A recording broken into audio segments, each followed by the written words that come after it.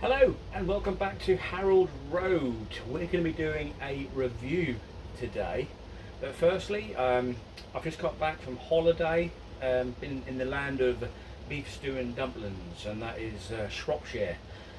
Stayed at Bridge North, went on the Severn Valley Railway, went all over the place, all over Shropshire, Shrewsbury, Harriet, Cosford, Church, Stretton, everywhere.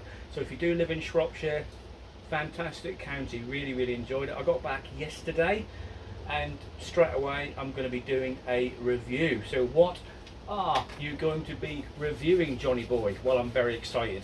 Well, it doesn't really take much to get me excited anyway, but my friends at Rails of Sheffield have sent me this. This is the new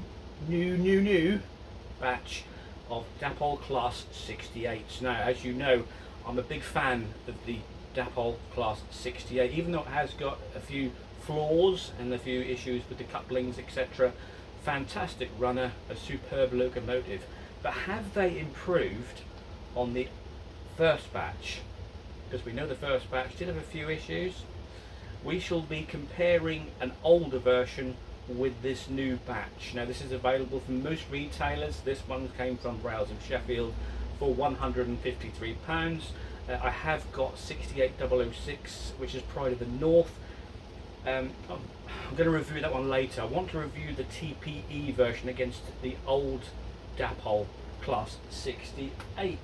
If you are waiting for Q&A 3, maybe a bit of a delay in that, because obviously I've been on holiday and I haven't got it all written up yet. Have got some questions from you guys, which is fantastic. Thank you. The questions have been coming in, they have been logged, and I will be answering your questions on Q&A 3 when that airs. So first of all, let's get the lights on and let's have a look at this new Mark II version. Is it a Mark II version of the Dapol Class 68? So here we go. This is the new batch of Dapol Class 68s, which there's about 5 or 6 of them. There is DRS Poppy, I think there is 2 TPE versions, I think there's Pride of the North, and there is the Chiltern 68. I don't know them all off by heart. All I'm interested in is the DRS ones and the TPE ones, to be fair with you. So it's not been out of its box yet. I know what the older box is like.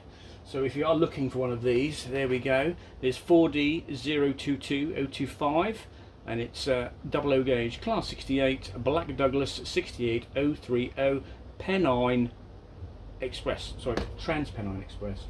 It is a model era 2018 onward, and it is DCC ready and a 21 pin MTC. I don't know what that means, but it sounds wonderful.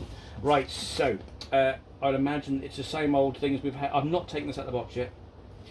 It is coming out there lovely. It's sliding off there lovely. Oh, right. I'll put that down like that. I do love it when they all slide out like that. That's great. So you are welcomed by the overview of functions for your DCC guide. Nothing to do with me, is it? So then we've got the no quibble 24-month warranty repair. I don't think I'll have a warranty once I start weathering it, but there you go. You've got your owner's guide. Look at that, how to take the body off. And then on the back you've got your bits and pieces for your lights, etc. Again, this is fitting a DCC decoder. Not for me. Right, so we are going to remove this first. Oh, and it's in the original kind of ice box that's in the first. There is something completely different about this, and what we'll do, we'll quickly pause it. This is totally different from the first batch, and I will get one of my older ones on the weathering turntable, and we'll have a look at the two differences. I think this is a total revamp by the looks of this, so I'm just going to get it out of the ice box, and then we'll have another good look at it. Alright, so I've removed it from the outer packaging. We get all this polystyrene in here. I don't know what that is for. And that as well, 2 of them. I think that's basically just to reinforce the ends there, but we've also got more bits and pieces, bits of polystyrene there and there. Okay, I'm going to remove it from its sleeve without destroying my workbench. And again, we've got this little thing won't go away now. So I'm going to remove polystyrene and more polystyrene, and first of all we get the accessory bag, which you can see there. You've got your, if you want to fit a coupling, you've got the air dam there with a hole through it. The pipes are exactly the same as the older versions. Coupling looks the same. Yeah, this bit is identical to the old one. Let's have a look at this, because I can see some differences straight away. So let's just remove it. It's wrapped up so well. Oh wow. Okay, so let me just pause this a second, and then we'll just remove it from its protective cradle. So here we have 68030 Black Douglas released from its Han Solo icebox, and it's on the weathering turntable. Down below is a earlier version of a Dapol Class 68, and this is Destroyer 68032. So let's just take a look at the new Mark II version here. Is it a Mark II version, or has it just been refined? Let's have a look. There is a glaring difference between the two. Can you see it? It's this black line surround on the body side panels and down the cab line there. It's not present on the early version. Now, does that make it look better? Is the prototype like this, or is it like this? Curious. The AC units on the roof are black, early versions are silver. The nameplates have already been fitted. That's quite nice. I like that. That's quite cool. The buffers, I've got a bit of decoration on them. They've actually remembered to put the handrails near the cab window on, which is good. Some variants didn't have them. Okay, so the front ends look almost identical. The pipe work you get in the bag is identical. The box is identical. So yep, definitely some differences there. Let's just spin this around. It looks very clean, doesn't it? So the ETS equipment is exactly the same. We also have a little red light surround on the headlights there, which is not on the earlier versions either. Now, these Class 68s suffered horrendously with the couplings. Now, these couplings, they droop. Now, already I can feel it's quite solid. So when we do our track test in a moment, we shall see whether it pings off and the carpet monster will eat it, like most of the other Dapol Class 68s, which have tension lock NEM couplings. So yeah, definitely standing out here with this black lines. Well, I quite like it myself, to be fair with you. I think it makes the model look totally different. But I really need to look at a prototype, because it looks, this original one looks naked compared to this new version. Let's just take a look at the TransPennine Express logos. On this new version, they seem to be more prominent, much more prominent. Let's just take a look. Oh, if we can concentrate and focus properly. Come on. Underside detail is exactly the same. The detailing is the same as the originals. We have metal grills, which is really, really cool. Yeah, it's looking good. It is looking good. So let's do a track test now. Well, what I could do first is I'll just take the body off and see if it's identical inside. Let's just do that, shall we? So this is the early version. This is the new version. So they are basically the same. Nothing has really changed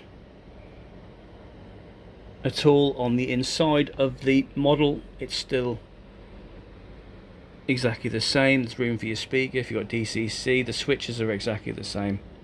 The only thing I can see which is slightly different is the cab steps on the newer version are a little bit more brighter. The one thing that is now striking me is I do think we're going to have issues with this coupling. It's actually touching the top of my work mat there, the same as the early version is. So I have a feeling that even though this model has suffered with this drooping NEM coupling, I think we've got the same issue, because look at the play there, and this is the new version. So we'll find out when we get it on the track. Body removal is quite simple. You just put your fingers in either end and lift the body up, held in by 4 clips. So let's get this thing back on the track with its body on, and let's give it a running test. So 68030 Black Douglas is on the track. I've not test run it. The first time it's ever been out of the box is this morning. As you know, I've been on holiday. This is the first day back from the holiday, and this was waiting for me when I got back, so I have not tested it. So what are we saying? Well, internally it's no different from the first batch. We can clearly see there's been some livery differences. We've got this black surround to the body panels and the cabs. The air conditioning units on the roofs are now black rather than silver. I mean, are we going to compare this with the real thing? Do you think the Destroyer looked any different to this one? Let's just put it on the track and have a look. So there you have it.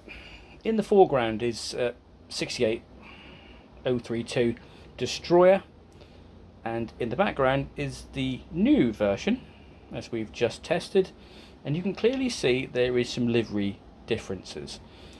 Now, this black surround to the body sides makes it look fairly cool. I must admit, it looks fairly good compared to the Destroyer, which looks a little bit naked. I gotta be honest, I quite like that black surround. I know it's probably not prototypical to the real thing, but there's something about that black line. It just makes it look a little bit more 68 to me. What do you think? Do you prefer the one in the foreground, which is one of the initial batches, or do you prefer this new one? I'm only doing this on the TPE version because obviously there is, I know there is Poppy coming out in Compass. I think that's available. There's a few different ones, but the TPE livery, I really like the TPE livery. Always have done. I think it really suited the Class 68s. And now they've got this black surround. I don't know, it's really quite bold. It's making it stand out a little bit more. And obviously the Trans-Pennine Express livery markings, the printing, looks more defined on the new version than the old version. Anyway, so shall we do a track test straight from the box? Yeah, let me just remove Destroyer from the track. Come on, you. And let's do this track test. Now, my track is cleaned. It's been cleaned with a track rubber. It's been cleaned with White Spirit, and it's had some Inox MX3. I think it's Inox. And he said MX5 then. It's a Mazda, isn't it? Inox MX3. Can't say that when you're drunk. Inox MX3. So the track's been treated. So we know these things will go straight from the box. So let's just give it a little bit of power. Remember, this is DC power, not DCC. So I'm just going to turn the dial. A little bit of juice. Is it going to run smoothly straight from the box? There's a little bit of a hesitancy there, but she does. She's away. She's away. She's crawling. It's his first run. Okay, so let's come back again. It's a simulated 10 miles an hour. So straight from the box, you know, it's quite good. It's not bad at all.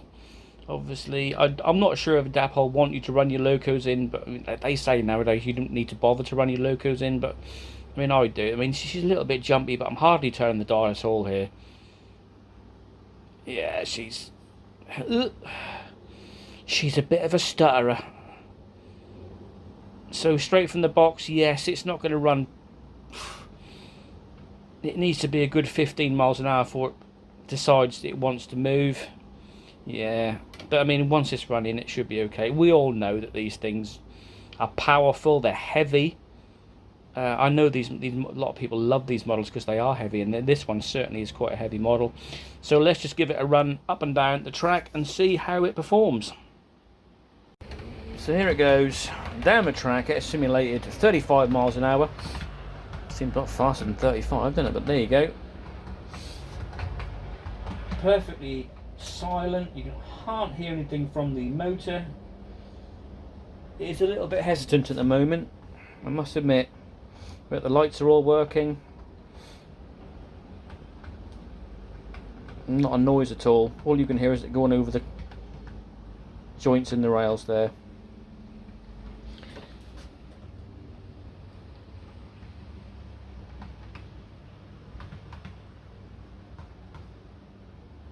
So yeah, it runs really smoothly. Obviously I'm going to have to get this thing run in so it can run properly rather than stutter.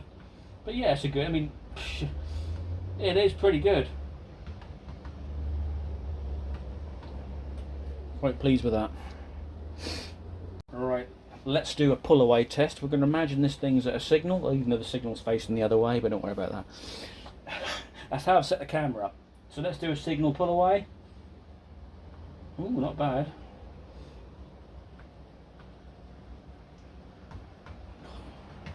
Listen to that. Smooth, isn't it? Smooth like chocolate. Look at that. And it's come back the other way. Yeah, she's a lovely runner. Nice and smooth. No noises, no hums. Lights are all working. Yeah. Just needs to be run in, I think I need to run this thing in. But all the lights are working. That's, you know, lights are on at a fairly low speed as well, which is pretty good. So yeah, running test, I'm happy with that. It's the same as all the other Dapol Class 68s I got. So these are my personal thoughts. Okay, you might not like it, but I mean, I'm just going to say what I think. I think this TPE version is stunning, just because they've literally just made it look more powerful. I mean, I know that these black line surrounds are probably not on the real thing, but if you compare it to the first batch, it just instantly makes this thing look more powerful, doesn't it? I mean, nothing has really changed on the inside. It's still exactly the same. The mechanism is the same. The PCB board is the same. We've just got a few livery embellishments, and we've got this little red light surround on the headlights. We've got these sprung buffers. You all know that I'm not a massive fan of sprung buffers, and I don't like the fact that buffers can move. I don't understand this, because once you weather your locomotive and you stick it on your layout to take a picture of it, and then one of your buffers is on the that means in Norfolk, that means it's not in the right place. I don't understand why we need sprung buffers. It's just another detail gimmick. I will say that these buffers are better than the early versions, because I tend to lose buffers. I don't know what it is with these Mark 1 versions. I know I'm calling it a Mark 1. This probably is still a Mark 1, but the early batch, these things just fall off. The same with these plates here. But we've got these little, I mean, look at it. It's just making, it's giving me the ick, honestly, because they're not straight. It's upsetting me. The handrails obviously are plastic. They have remembered to put these ones on. Do you remember the batch they brought out a couple of years ago, but they forgot to put them on? Oh God, yeah, that was good, wasn't it? But they've you know, what they've done basically is a livery enhancement and added a few more little details to make it look a bit better. So the only thing I can see differently is this black line surround. Aircon units are black rather than silver. We've got these buffers which look. Okay, I'm not going to go into that. Yeah, I like it. It's a heavy locomotive. It pulls well. It looks good. I honestly love this livery on a Class 68. I've always have done since I first saw one of these in Scarborough a few years ago. I just think it's a lovely livery. I mean, a lot of people go, "Oh no, it's horrible. Don't like it. Bring back British Rail." No, but come on. Compare it to this early version. Really, it just looks, it's exactly the same model, exactly the same livery, but for some reason, to me, I'm going to say to me, it just looks better. Yeah. The only issue you're going to have is, I am sorry to report this, is the coupling. They have not, I repeat, not changed the coupling.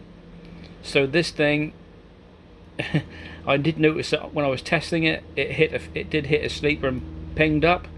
You are going to lose your hooks to the carpet monster. Unfortunately, he's going to have fun eating your hooks. Now, I would have thought, because that was the biggest complaint that this model had, that had issues with the coupling, that they could have just done a redesign on that so it doesn't droop, and it does droop. They're, you know, I thought when I got out of the box at first, I thought it was quite rigid and stiff. But no, it is a drooper, and nobody likes a drooper. And nobody is going to ask me to do a model review for their for their locomotives because I'm just a child. So there you have it. The Dapol Class 68 is available from most retailers at £153, and I think it's worth every penny. As I said, just a few livery differences, and it does look good. So from me, JB, I'll see you again soon. We'll get this Q&A 3 up and running. Keep your questions coming in for Q&A 3. Is there anything you want to know about me or Harold Road? You want me to do something stupid? Whatever, I don't care. Just drop me a DM, PM, drop me a text, drop me a message on Harold Road's Facebook page. Yeah, I have got a Facebook page. I know there's 3,000 of you watching on YouTube, but if you have got Facebook, go to Facebook. And also, I'm on Instagram. Yeah, I am. Yeah, so there is a few pictures on Instagram. I do forget to put stuff on Instagram, but I have updated it recently. So yeah, I'm on most platforms: Instagram, Facebook, and YouTube. So until next time, which will be the Q&A 3, you all take care of yourselves and enjoy your modelling. And from me here in the loft at Harold Road at a sweltering 27 degrees, I'll see you again soon. Ta-ra. Right, I'm back. I've got to come back and give you a bit of a Billy bonus video, because what was happening was I was compiling the video together to put on YouTube, and I thought, I put the video together and I just thought, you know what, I'll just look up some pictures of a TPE Class 68 on the internet to make sure this black line that I love so much on this new batch is correct. So what I did was I looked at a few pictures of the Class 68, typed it in, TPE Class 68, and it kind of does look like there is kind of a black surround there, on the pictures I've seen. It doesn't look as naked as that. So I thought, you know what, that's alright. Okay, then yeah, I'll give it that. They've got it completely spot on. And then I noticed a massive livery error, and I've got to report this because I am reviewing the model. Batch 1, look. Okay, look at it. Just look at it for 2 seconds. Batch 2. Right, I'm going to say that I think Dapol are going to have to reissue body shells. Can you see the glaringly obvious mistake? I'll tell you what it is, it's this. This blue fade on the real thing starts just above the tops number. This is a batch 1. This livery is correct. Take a look at this one. The blue goes all the way up to there before it fades. It should be down there. So this is a glaring obvious mistake on the livery. Dapol, mate, what have you done? Seriously. It's going to put the purists off. Honestly, it's going to put the purists off. This livery is a little bit of a... It's a thing for people. They do love the livery, the TPE livery. And what you've done, you put the black lines on it, make it look a bit more powerful and a bit more of a beast. But what you done with your felt tips? Seriously, you're colouring between the lines. You've gone up too far, mate. Your fade should be down there. Look, it's there. That is correct. You've gone all the way up there between your lines. What you done? Oh dear. I've got to report it because it is a review, and I am honest. The model itself is stunning. It's exactly the same as the batch 1. We know it's a good model, but a livery embellishment like that, getting it wrong, it's going to put people off. I'm sorry, Dapol, but that is completely wrong. That is completely right. So whether you do put this right by making body shells in the batch 1 correct, you've done this before with the compass livery. You got that wrong as well. You had to reissue body shells. This looks like you might have to do it again because that fade is far too high. It should be down there. Right, that's it from me. It's now 29 degrees in the loft. I'm absolutely boiling. I'm now going downstairs for a bacon sandwich and a pint of San Miguel. So I'm sorry, Dapol, I got to report it. It is a review. Fantastic model, but that livery, you might have to revise your body shells. Until next time, I'll see you again on Q&A 3. Until next time, take care and bye-bye.